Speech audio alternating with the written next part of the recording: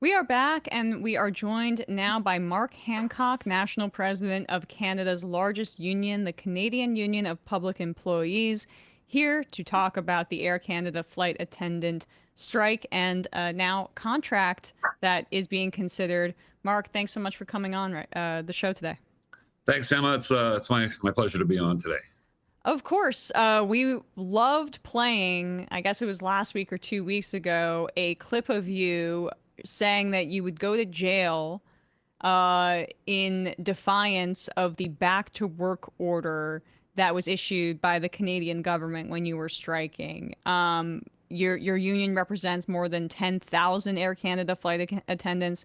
You're the largest union in Canada. It's quite significant to say that kind of thing given the size of your union. Like,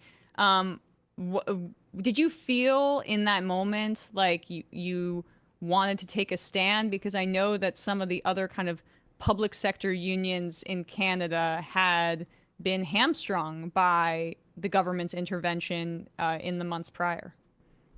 Yeah, I felt we had no choice. Yeah. These workers are amazing folks. Being a national president, of course, I fly across the country lots. I spend lots of time with flight attendants from Air Canada as well as other companies as well, and I see the work that they do firsthand. And they're amazing folks. 70% women, a lot of young folks that are really just trying to make by. And with the government intervening in Section 107, which had never been used. It's been in the labor code for decades. And in the last 2 years, it was used 6 times. And before that, I think it had been used once in the early 2000s. But for the government to use this basically ended negotiations, or the thought of the company planning on going to arbitration and refusing to bargain. There was really no choice. There was we were ordered back to arbitration, and these workers were not going to be getting the best contract by going through this process. So it was there really was no choice. It was a line in the sand. We're the biggest union in the country.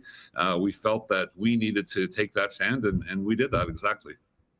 It was amazing, and I just want to correct myself. Maybe not public sector is the right word. It was port workers, rail workers, more recently. So that's who I was thinking of there. But just take us through what happened to lead to that point. I know that there was a walkout earlier in August, and quickly, of course, the Canadian government, led by the Liberals, ordered you guys back to work. But how did it get to that point when you had to make that statement? And we should say you quickly got them back to the bargaining table after basically saying, I'm not going to capitulate here.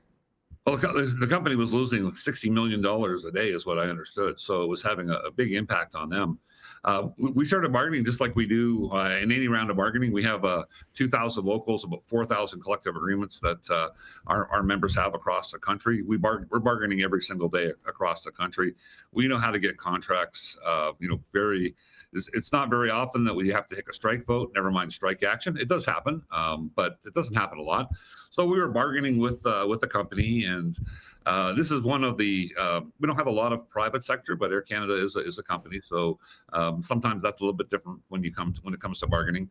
So we were bargaining. It wasn't going great, but it was going okay. We were moving along. Things seemed to stall quite a bit, so we took a strike vote, and it was an incredible strike vote. It was 88% participated, and then 97% of the members voted for strike action. So those are huge numbers. And just a little bit of backdrop, I guess, on this. We had just come out of a 10-year collective agreement with Air Canada, and our members were frustrated with that. It didn't cover the cost of living that we've seen, especially since COVID. In previous rounds of bargaining, the company had been in trouble, so there was a rollback of wages at one point. There was concessions around their pension in order to keep the company going, keep the company flying. And our members had really been suffering, especially the last 5 or 6 years. And so this was an important round of bargaining for a variety of reasons. Wages was definitely one of them. Not being paid while while they're on the ground was another significant issue. But there was a whole pile of things that we wanted to negotiate. And we had some success with the company negotiating a number of things. But when we took the strike vote, it's the brakes seemed to be applied by the company. And it was pretty obvious to me and many folks that they were going to be looking for the government to intervene. And sure enough, we just started the strike on that Saturday. It does feel like weeks ago. I think it was last week. And we started the strike on Saturday, and hours later, the Minister of Jobs, Patty Haydu, brought in Section 107 and referred the whole matter to the CIRB, which is the Canadian Industrial Relations Board.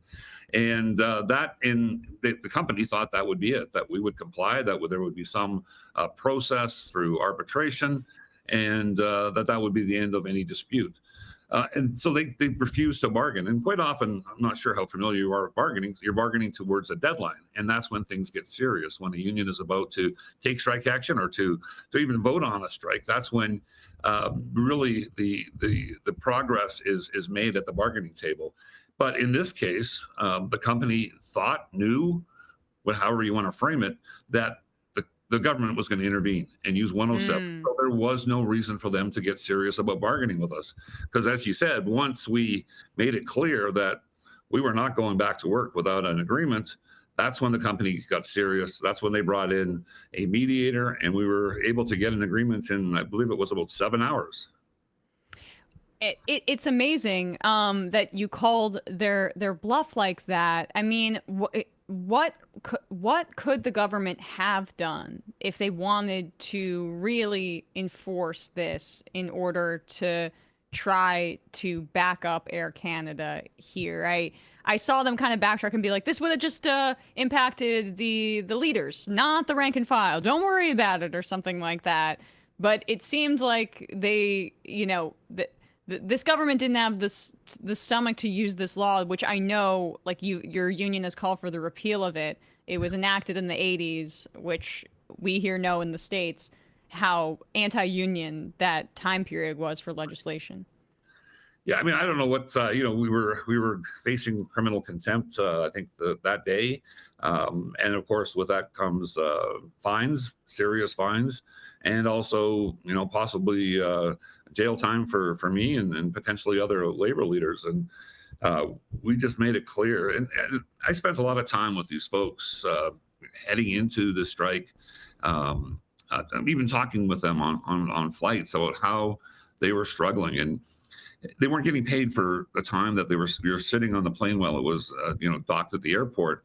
And I don't know how much you fly, but I fly a lot, and quite often there's lengthy periods of time that you're waiting for a plane. I flew out of Edmonton yesterday, and we were delayed over 2.5 hours.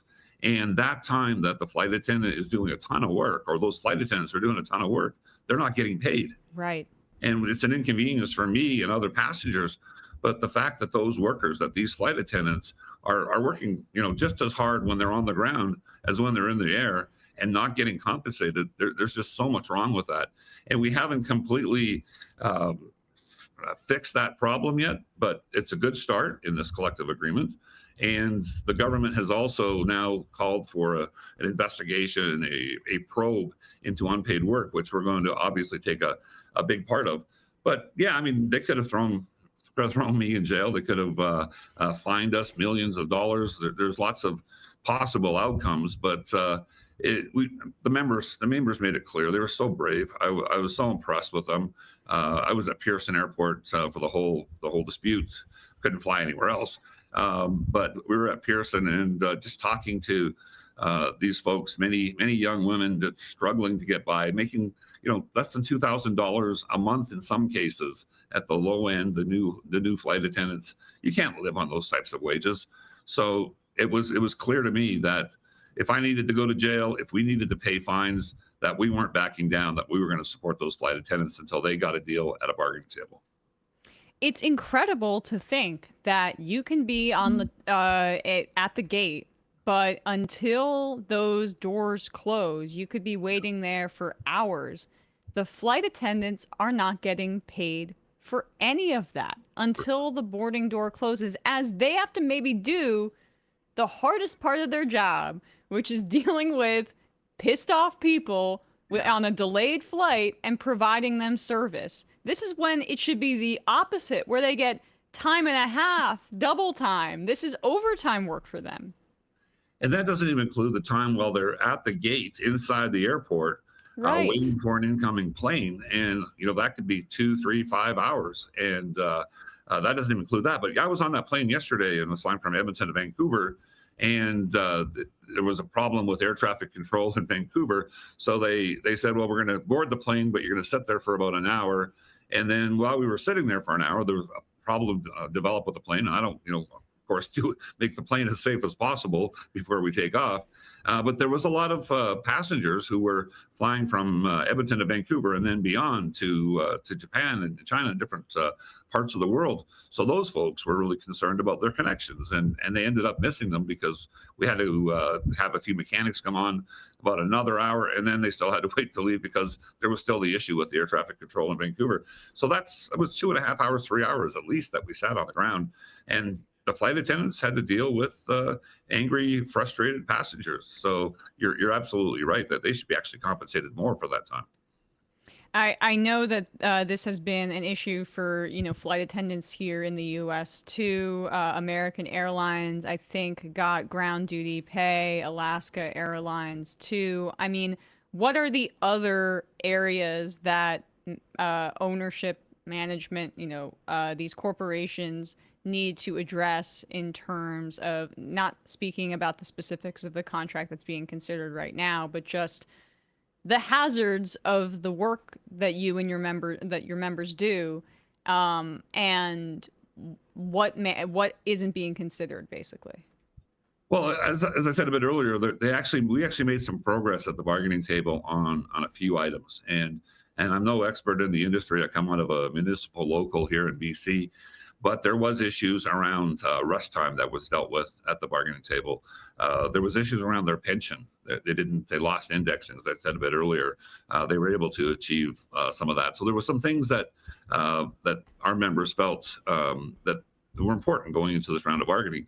But the big things really were those two items: was the ground time not being paid for, and the wages. They'd fallen so far behind in the wages, and the employer had an opportunity because we signed a 10-year deal, and I had just become national president at that point, and 10-year deals are way too long. I much prefer seeing a 2-year or maybe a 3-year collective agreement. But they did that for the sake of labor peace and supporting and helping Air Canada turn it around, which is now making over $2.5 billion profit a year. So they have turned it around. They had these chants during bargaining. There was 2 wage reopeners, and rather than deal with the cost of living crisis that we saw the last few years, they refused to increase the pay by any amount. And if Air Stock Canada, buybacks instead. yeah, no, it's the priorities, right? And this might, the CEO, actually, they saw the Canadian government during COVID handed out money to employers to help keep them going, during a very difficult time. Air Canada took advantage of that. They had nobody flying, if you'll remember. Like, we were shut down for months and months. And they took that money and they turned it into bonuses for their vice presidents, which I did some media on the time, which I have no idea how they were able to make that seem like it was reasonable, or they probably have to pay it back, or maybe they paid it back. I don't know. But the fact that they would apply to government for money that was intended for employers that were really struggling and trying to keep working and keep employees working, and use that for bonuses for the vice presidents, is despicable. And there's not much positive I can say about the Air Canada senior management. But they're so lucky to have these great flight attendants working with them, and they should treat them with respect. And the ground pay, I think there's a couple companies in the U.S. that has it. Porter Airlines, who just voted to join CUPE, has some as well. It's not nearly where it needs to be. And as I said, this is a step for us in getting ground pay. We're not getting 100% all the time. It's a very first step. And if we can we can convince the government to end free work, we're going to do everything that we possibly can, because these workers deserve so much more.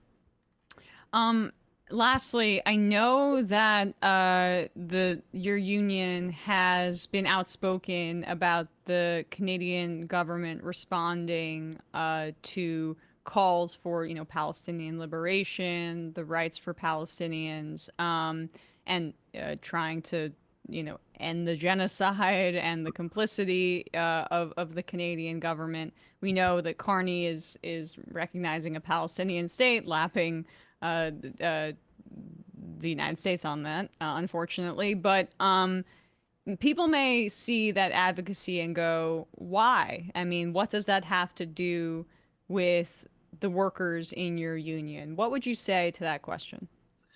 Yeah, we're a Canadian union, but we take a lot of interest in what's happening globally. I visited Colombia last year, and I've been down there twice, meeting with workers, meeting with peace activists and different groups. And when it comes to what's happening in Palestine right now and the genocide in Gaza, it's our moral obligation to speak out on that. And while Carney has taken some steps, I would say he's been dragged kicking and screaming all the way to take the steps that he has. And governments all across the globe should be demanding that genocide stop. And part of the reason that we have become, I guess, so entrenched in our position is workers have been killed on the ground in Gaza, workers that we would represent here in Canada. So folks like healthcare workers or power workers or ambulance paramedics, a variety, and they've been targeted. And there's proven journalists as well. I know Uniforce Convention's right now, and they were just talking about how they're supporting journalists on the ground in Gaza and Palestine. So it's an important position for us. To be frank, not all of our members support us in this, but morally, it's the right position to take. Last question here. You don't need to answer specifically on this, but as we're trying to take lessons from what your union is doing, I'm curious if you have a response to the last administration, Biden, using kind of a similar threat on the rail strikers to end the strike. Different reaction from Air Canada based on your actions, but what was your view on that, if you do have one, because I'd be curious how we can incorporate some of your tactics over here. No, I mean, it's, in the past, the governments hadn't used 107 on us. They took us to Parliament, and they would bring in legislation back to work orders. And we never agreed with those. And we've taken those to courts. We're in the courts pretty much across the country in almost all of our provinces, standing up for workers. And while none of our members want to go on strike, sometimes you just have to say there is no other choice. And I'm not going to criticize other unions in Canada or other unions in the States, but fundamentally, governments should stay the hell out of it. Deals are found at bargaining tables, and when governments intervene time and time again, workers pay the price. And when unions take those governments to court, we win, at least up here in Canada. I'm not sure about the track record of the States, but every time we take a government, or it's usually governments in our case, to court, and it takes 10 years to get through the damn process, but every single time we win.